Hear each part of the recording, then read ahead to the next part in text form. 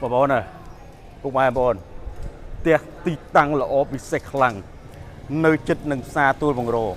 ខណ្ឌដង្កោម្ចាស់ត្រូវការបញ្ចេញបន្ទាន់ខ្លាំងក្នុងតម្លៃទាបក្រោមទីផ្សារសុខចិត្តខាតច្រើនម៉ឺនដុល្លារបងប្អូនទីតាំងនេះ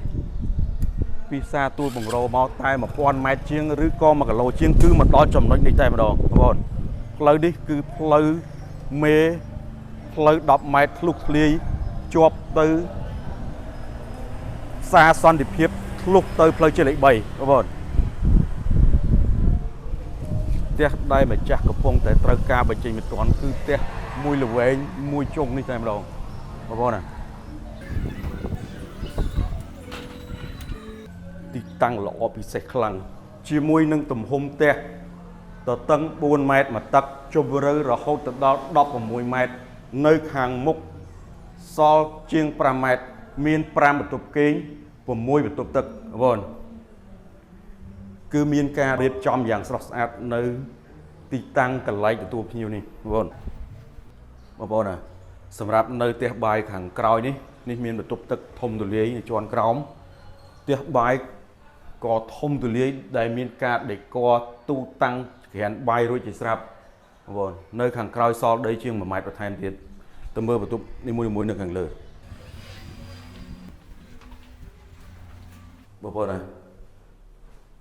ផ្ទះនេះគឺមានរហូតដល់5បន្ទប់គេង6បន្ទប់ទឹកនេះបន្ទប់ជាន់ឡើយទឿនេះគឺមាន2បន្ទប់គេងធំទៅមើលជាន់ខាងលើ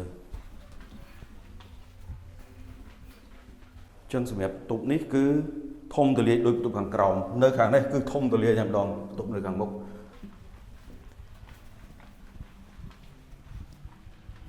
អូឃើញហើយបន្ទប់នេះគឺធំទូលាយងាយស្រួលដេគ័រងាយស្រួលរៀបចំមានវេរ៉ង់ដានៅខាងមុខបន្ទប់ទឹកធំទូលាយលក្ខណៈពិសេសមួយទៀតមានស្កាយបារនៅខាងក្រោយអាចឆ្នៃតាមតម្រូវការបងប្អូនណាទីតាំងនេះរស់នៅក៏បានឆ្នៃបើកអាជីវកម្មក៏បាននៅចិត្តនឹងផ្សារទួលបង្រោក្នុងខណ្ឌដង្កោផ្ទះនៅថ្មីស្រឡាងបងប្អូនណាតម្លៃល្អគាត់ត្រូវការបន្ទាន់សុខចិត្តខាតច្រើនម៉ឺនដុល្លារប្លង់រឹង